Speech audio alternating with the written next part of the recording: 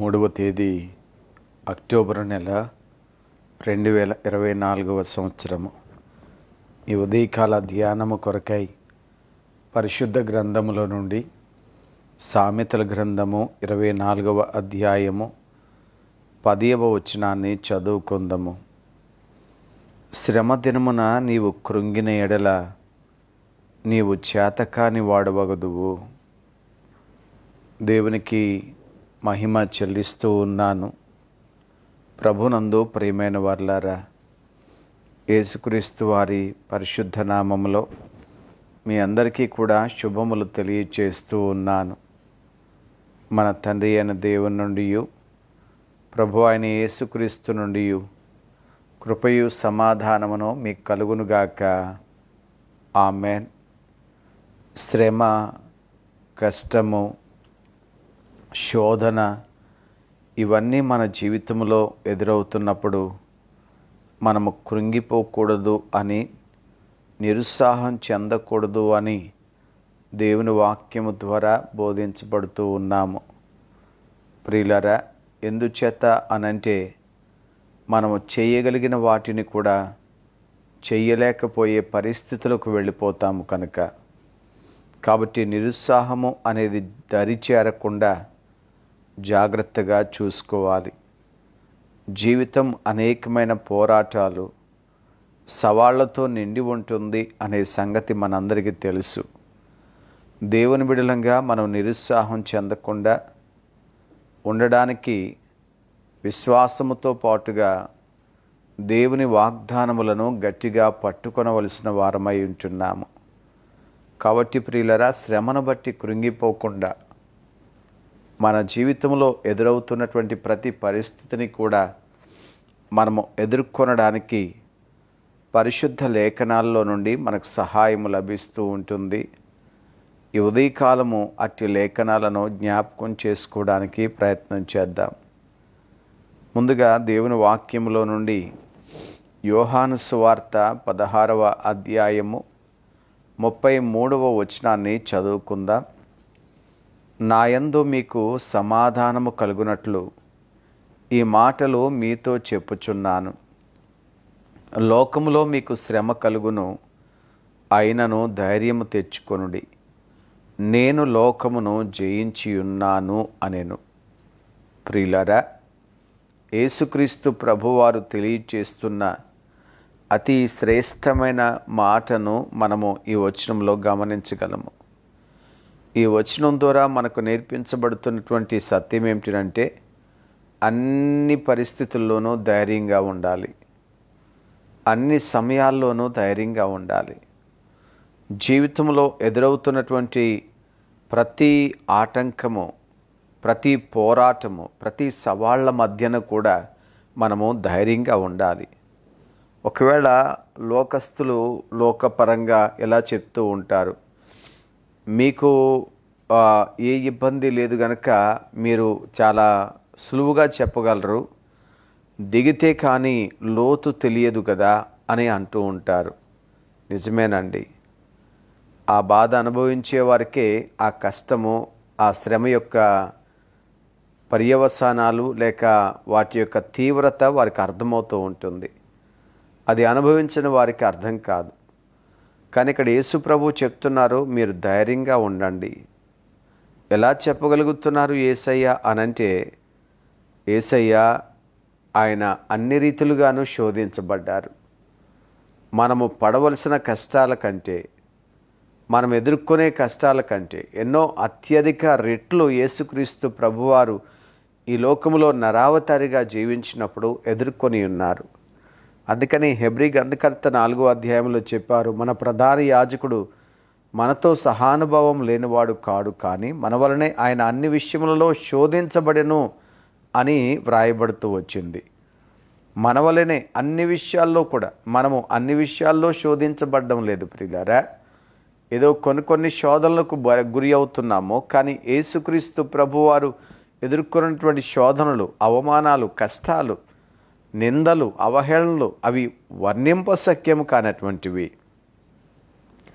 వాటన్నిటినీ ఎదుర్కొన్నటువంటి యేసయ్య చెప్తా ఉన్నారు, మీకు లోకంలో శ్రమ కలుగుతుంది, అయినా సరే మీరు ధైర్యం తెచ్చుకోనండి. ఎందుకు మనకు ధైర్యాన్ని ప్రభు కలిగి ఉండాలి అని చెప్తున్నారు అనంటే, నేను లోకమును జయించి ఉన్నాను అని అన్నారు ప్రభు. దేవుని బిడ్డలారా, ఈ లోకములో ఏది కూడా మన మీద ఆధిపత్యాన్ని చూపించలేదు, ప్రభావాన్ని చూపించలేదు. ఎందుకంటే వాటన్నిటినీ యేసయ్య ఎప్పుడో అణిచివేశారు, వాటన్నిటినీ యేసయ్య ఎప్పుడో జయించారు అనే సత్యాన్ని దయచేసి మర్చిపోవద్దు. కనుక మనం ధైర్యంగా ఎప్పుడు ఉండగలుగుతాము అనంటే, యేసుక్రీస్తు ప్రభువారు నా కొరకు అన్నిటినీ జయించి నాకు మంచి విడుదల దయచేశారు అనే విశ్వాసాన్ని కలిగి ఉన్నప్పుడు. అందుకే యోహాను వ్రాసినటువంటి మొదటి పత్రిక 5వ అధ్యాయము 4వ వచనంలో వ్రాయబడి ఉన్నది, దేవుని మూలముగా పుట్టిన వారందరూ లోకమును జయించుదురు, లోకమును జయించిన విజయము మన విశ్వాసమే. అవును ప్రియులారా, విశ్వాస సహితమైనటువంటి జీవితాన్ని మనం జీవిస్తే లోకాన్ని జయించినటువంటి యేసుక్రీస్తు ప్రభువారి యొక్క విజయాన్ని మనము ఆస్వాదించగలుగుతూ ఉంటాము. అన్ని పరిస్థితుల్లోనూ ధైర్యంగా ఉండగలుగుతూ ఉంటాము. పరిశుద్ధులు జీవించినట్లుగా, భక్తులైన వారు జీవించినట్లుగా మనం కూడా జీవించగలుగుతూ ఉంటాము. కనుక సహోదరుడా, ప్రియ సహోదరి, నీ జీవితంలో అనుభవిస్తున్న పరిస్థితులను బట్టి కానీ, ఎదుర్కోబోతున్న సవాళ్లను బట్టి కానీ, గతించిపోయిన కార్యములను బట్టి కానీ, ఏ పరిస్థితులు ఏవి కూడా నిన్ను కృంగదీయకుండా జాగ్రత్తగా చూసుకో. వాక్యం చెప్తోంది, ధైర్యంగా ఉండు. ఎందుకంటే ప్రభు వాటన్నిటినీ కూడా జయించారు. నీవు నేను కూడా నిబ్బరంగా ఉండడానికి సహాయం కలుగుతుంది. అలాగే మరొక వాక్యాన్ని కూడా మనం గమనించినప్పుడు, అది యెహోషువ గ్రంథము 1వ అధ్యాయము 9వ వచనాన్ని చదువుతూ ఉన్నాను. నేను నీకు ఆజ్ఞాపించి ఉన్నాను కదా, నిబ్బరము కలిగి ధైర్యముగా ఉండము, దిగులు పడకము, జడియకము. నీవు నడుచు మార్గం అంతటిలో నీ దేవుడని యెహోవా నీకు తోడయుండును. ప్రియులరా, ఇక్కడ వ్రాయబడుతున్న మాట, దిగులు పడొద్దు, జడియవద్దు, భయపడవద్దు, ధైర్యంగా ఉండు. ఒక విధంగా చెప్పాలంటే అన్ని పరిస్థితుల్లోనూ కూడా మనం సంతోషంగా ఉండడం నేర్చుకోవాలి. కృంగిపోకూడదు ప్రియులారా. ఏమాత్రము కూడా ఇక నా జీవితంలో ఏమీ మిగలలేదు అన్నట్లుగా ఉండకూడదు, సంతోషంగా ఉండాలి. కారణం ఏమిటంటే, ఇక్కడ యెహోషువతో ప్రభు చెప్తున్నారు, నేను నీవు నడుచు మార్గం అంతటిలో కూడా తోడుగా ఉంటాను. దేవుడు కేవలం ప్రియులారా శ్రమలో మాత్రమే కాదు, ఏదో ఒక స్థలములో మాత్రమే కాదు, ఏదో ఒక పరిస్థితులలో మాత్రమే కాదు, ప్రభు నిత్యము తోడై ఉంటాను అని వాగ్దానం చేస్తున్నారు. దేవుడు తన స్థిరమైన ఉనికిని మనకు వాగ్దానం చేస్తూ ఉన్నప్పుడు మనము ఎంత గొప్ప భరోసా కలిగి ఉన్నామో గ్రహించాలి ప్రియులారా. ప్రభు మనతో ఉన్నారు అనే ఆలోచనే మన జీవితాన్ని చాలా సంతోషంగా మార్చేస్తూ ఉంటుంది. ప్రభు మన పక్షంగా ఉన్నారు అనేటువంటి ఆలోచన మనల్ని చాలా ధైర్యపరుస్తూ ఉంటుంది. కాబట్టి పరిస్థితులను ఎదుర్కొనే ఆత్మవిశ్వాసాన్ని, ధైర్యాన్ని కూడా మనకు కలుగు చేస్తూ ఉంటుంది. పౌలు గారు చెప్పారు రోమాపత్రిక 8వ అధ్యాయంలో, ఇట్లుండగా ఏమందుము, దేవుడు మన పక్షమున ఉండగా మనకు విరోధి ఎవరు? ప్రభు అన్నారు, నేను మీతో కూడా ఉంటాను అని. దేవుని బిడ్డలారా, ఈ లోకంలో ఏ మనుష్యుడు కూడా మన కష్ట సమయంలో మనతో ఉండరు. మన సుఖాలలో మనతో ఉంటారు, మన సంతోషాలలో మనతో ఉంటారు, మన సమృద్ధిలో మనతో ఉంటారు. కానీ కష్టంలో, నష్టంలో, అన్ని పరిస్థితుల్లోనూ కూడా, అన్ని మార్గాల్లోనూ కూడా మనతో ఉంటాను అని వాగ్దానం చేస్తుంది మన ప్రభు అయిన యేసుక్రీస్తు వారు. కనుక సంతోషంగా ఉందాం. పరిస్థితులను బట్టి కలవరం చెందొద్దు ప్రియులారా. ఏది ఎలా ఉన్నప్పటికీ కూడా ఆత్మవిశ్వాసాన్ని కోల్పోవద్దు. విశ్వాసము దేవుని పైన కలిగి ఉందాము. మన ధైర్యము దేవుడై ఉన్నారు అనే విషయాన్ని గుర్తు చేసుకుందాం. ఆనాడు సిరియా సైన్యము ఎలీషా ప్రవక్తను చుట్టుముట్టినప్పుడు ఎలీషా ప్రవక్త యొక్క దాసుడు కలవరపడ్డాడు, కానీ ఎలీషా ప్రవక్త కలవరపడలేదు. కారణం ఏమిటంటే, మన చుట్టూ ఉన్నవారి కంటే మనతో ఉన్నవారు శక్తిమంతులు అని తెలియచేయగలిగాడు, గుర్తించగలిగి ఉన్నాడు. కాబట్టి స్నేహితులారా, నీ చుట్టూ ఎలాంటి పరిస్థితులు ఆవరించబడి ఉన్నాయో తెలియదు, కానీ నీతో ఉంటాను అని చెప్పిన దేవుడు సర్వశక్తిమంతుడు అనే విషయాన్ని దయచేసి మర్చిపోవద్దు. ఆయన నీకు ఆలోచనకర్తగా ఉంటారు. ఆయన నిన్ను నడిపించే మంచి కాపరిగా ఉంటారు. నిన్ను పోషించే పోషకునిగా ఉంటారు. నిన్ను రక్షించే రక్షకునిగా ఉంటారు. నీ కొరకు ప్రాణం పెట్టిన విమోచకుడై ఉన్నారు.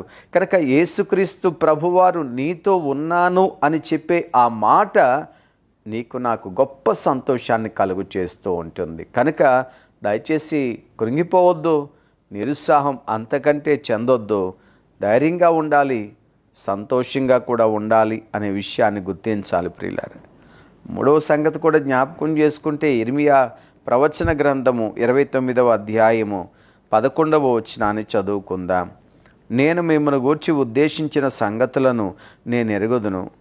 రాబో కాలమందు మీకు నిరీక్షణ కలుగునట్లుగా అవి సమాధానకరమైన ఉద్దేశములే కానీ హానికరమైనవి కావు. ఇదే యెహోవా వాక్కు. ప్రియులారా, మనము నిరీక్షణ కలిగి ఉండాలి. నిరీక్షణ కలిగి ఉండాలి. ఎందుకు నిరీక్షణ కలిగి ఉండాలి? నిరాశ చెందకుండా, నిరుత్సాహపడకుండా నిరీక్షణ ఎందుకు పొందాలి అనంటే, ప్రియులారా, ఎన్ని పరీక్షలు మన జీవితంలో ఎదురైనా, ఎన్ని పరిస్థితులు మన జీవితంలోనికి వచ్చినా, దేవుడు మన జీవితం కొరకు ఒక గొప్ప ప్రణాళిక, ఉద్దేశాన్ని కలిగి ఉన్నారు అని దయచేసి మర్చిపోవద్దు. దయచేసి ఆలోచన చేయాలి. ఒక్కొక్క పరిస్థితి దాని యొక్క తీవ్రతను మనం తెలుసుకుంటున్నాము. ఒక్కొక్క కష్టము లేక శ్రమ, పోరాటాలు, సవాళ్ళు ఎదురవుతున్నప్పుడు అవి మనల్ని ఏం చేయగలవో మనము గుర్తిస్తూ ఉన్నాము. కానీ స్నేహితుడా, ప్రియ సహోదరి, నీ కొరకు దేవుడు ఒక ప్రత్యేకమైన ప్రణాళిక కలిగి ఉన్నారు. దేవునికి నీ పట్ల గొప్ప ఉద్దేశం ఉంది. ఈ లోకములో ఏది కూడా ఆ ప్రణాళికను భగ్నం చేయలేదు, ఆ ఉద్దేశాలను పాడు చేయలేదు ప్రియులారా. ఎందుకంటే అవి కలిగి ఉన్నది నీ రక్షకుడైనటువంటి యేసుక్రీస్తు ప్రభువారు. అది మనకు చాలా నిరీక్షణ, ప్రోత్సాహాన్ని కలుగు చేస్తూ ఉంటుంది. నా కొరకు దేవుడు ఉద్దేశించిన సంగతులు అవి నాకు ముందున్న కాలంలో మేలైనవే అని నేను గుర్తించినప్పుడు, ఆ వాటిని కలిగి ఉన్నది కేవలం ప్రభువు నా కొరకు అనే సంగతి నేను తెలుసుకున్నప్పుడు, నేను ఎంత గొప్ప ధైర్యంగా, ఎంత గొప్ప సంతోషంగా ఉంటాను ప్రియులారా. ఈ లోకంలో ఏ ప్రణాళిక అయినా సరే ఒకవేళ అది నెరవేర్చబడకపోవచ్చేమో, కానీ దేవుని ఆలోచన నెరవేరకుండా ఉంటుందా? దేవుని ప్రణాళికలు ఆటంకపరచబడతాయా? ఆలోచన చేస్తున్నారా? కీర్తన గ్రంథం 33వ సంకీర్తన 11వ వచనంలో భక్తుడు అంటారు, యెహోవా ఆలోచన సదాకాలము నిలుచును, ఆయన సంకల్పములు తరతరములకు ఉండును. దేవుని బిడ్డలారా, దేవుని ఆలోచనలు నీ కొరకు, నా కొరకు అవి ఎలాంటివంటే ఎల్లప్పుడూ కూడా స్థిరంగా ఉండే ఆలోచనలు ప్రభు కలిగి ఉన్నారు. ఆయన సంకల్పములు ఇప్పుడు కాదండి, తరతరములు కూడా అంత స్థిరంగా ఉంటాయట. అంటే నెరవేర్చడానికి దేవుడు మంచి మంచి ఉద్దేశాలు నీ కొరకు, నా కొరకు కలిగి ఉన్నారు. ఎందుకు కృంగిపోవాలి? శ్రమ ఉద్దేశం మనల్ని పాడు చేయడం, కానీ దేవుని ఉద్దేశం మనకు మేలు చేయడం. మనకు మేలు చేయాలని దేవుడు కోరుకున్నప్పుడు మనకు కీడు చేసే ఆలోచనలు ఎన్ని మన చుట్టూ ఉంటే ఏంటండి? మనకు నష్టాన్ని కలిగించేటువంటి కార్యాలు ఎన్ని జరిగితే ఏంటి ప్రియులారా? మనను సవాలు చేస్తున్నటువంటి పరిస్థితులు ఎన్ని ఎదురవుతే మాత్రం మనం ఎందుకు భయపడాలి? ఇదిగో దేవుని ఆలోచన నీ కొరకు, దేవుని ప్రణాళిక నీ కొరకు చాలా శ్రేష్టమైనది అని బైబిల్ సెలవిస్తూ ఉంది. మేలైనది అని వాక్యం ద్వారా వింటూ ఉన్నాము. నీకు ప్రయోజనకరమైన ఆలోచనలే దేవుడు నీ కొరకు కలిగి ఉన్నారు. మరి ఎందుకు కలవరపడాలి? నిరీక్షిస్తూ దేవునిలో ఉండాలి మనం. సంతోషంగా దేవునిలో ఉండాలి మనం. ధైర్యంగా దేవుని బట్టి జీవించాలి ప్రియులారా. కనుక కేవలం శ్రమను బట్టి కృంగిపోకుండా మనము ప్రతి పరిస్థితిలోనూ కూడా దేవునిని బట్టి ఆనందంగా జీవించడం నేర్చుకున్నప్పుడు ఆ జీవితం చాలా ఆశీర్వాదకరంగా, నెమ్మదిగా, సమాధానకరంగా సాగిపోతూ ఉంటుంది. కనుక ఉదయకాలం ఈ వాక్యం వింటున్న ప్రియ సహోదరి, సహోదరుడా, దయచేసి వాక్యాన్ని బట్టి జీవించుదాం, వాక్యాన్ని బట్టి ధైర్యం తెచ్చుకుందాం, వాక్యము ద్వారా మన ఆలోచనలను సరిదిద్దుకుందాం, వాక్య అనుభవంలో నుంచి మన జీవితాన్ని కొనసాగించుదాం. ప్రభు మనల్ని బలపరచునుగాక. ఆమెన్. పరిశుద్ధుడైన మా ప్రియ తండ్రి యేసు ప్రభువా, మీ ఘనమైన శ్రేష్టమైన నామమునకు వందనాలు చెల్లిస్తూ ఉన్నాము తండ్రి. ఈ వేకువచావన మీ సన్నిధిలో చేరిన మమ్మల్ని జ్ఞాపకం చేసుకొని మీ స్వరాన్ని మాకు వినిపించినందుకు మీకు స్తోత్రాలు. ప్రభువా, మా జీవితంలో ఎన్నో పోరాటాలు, ప్రతికూల పరిస్థితులు, సవాళ్ళు మా ప్రభువా మేము ఎదుర్కొంటూ ఉన్నప్పుడు కృంగిపోతూ ఉన్నాము. ఏమీ చేయలేని నిస్సహాయ స్థితిలోనికి వెళ్ళిపోతున్నాం ప్రభువా. కానీ మీ వాక్యం ద్వారా చెప్తున్నారు, కృంగిపోవద్దు, అలాగా నువ్వు చేతకాని వానివి అయిపోతావు. కానీ కృంగిపోకుండా ధైర్యంగా ఉండు అని చెప్పారు, సంతోషంగా ఉండు అని చెప్పారు, నిరీక్షణ కలిగి ఉండు అని మాట్లాడుతూ వచ్చారు. అవును ప్రభువా, మీ వాక్యము ద్వారా మమ్మల్ని జీవింపచేయండి. మీ వాక్యపు వెలుగులో మమ్మల్ని నడిపించమని ప్రార్థన చేస్తున్నాను. ఎంతమంది ప్రభువా అనేక పోరాటాల చేత నలిగిపోతున్నారు, ఎన్నో సవాళ్ళ చేత మా ప్రభువా భీతి చెందుతూ ఉన్నారు. అనారోగ్యము, ఆర్థిక పరిస్థితులు, ఇంకా నాయన బయట వెలుపల అనేకమైన సమస్యలతో వేదన చెందుతున్నారు ప్రభు. వారందరినీ జ్ఞాపకం చేసుకుని వారికి సహాయం చేయండి, వారిని ఆదుకోమని ప్రార్థన చేస్తున్నాను. ప్రతి కుటుంబాన్ని దర్శించండి దేవా, దీవించండి తండ్రి. దైవ సేవకులను ఆశీర్వదించండి. వారికి అప్పగించిన బాధ్యతల్లో ప్రభు వారిని బలంగా నడిపించమని వేడుకుంటున్నాను. మీ మార్గంలో నాయన మీ ఆలోచన ప్రకారంగా వారు మీ పరిచర్యలో కొనసాగడానికి సహాయం చేయండి. వారిని, వారి కుటుంబాలను, వారి బిడ్డలను దీవించిన ఆయన వారికి మేలు చేయమని యేసుక్రీస్తు వారి పరిశుద్ధ నామమున ఈ ప్రార్థన మీకు సమర్పిస్తున్నాము తండ్రి. ఆమెన్. తండ్రి, కుమారుడు, పరిశుద్ధ ఆత్మ త్రియేకదేవుని సన్నిధి సదాకాలం మీకు అందరికీ తోడై ఉండునుగాక. ఆమెన్.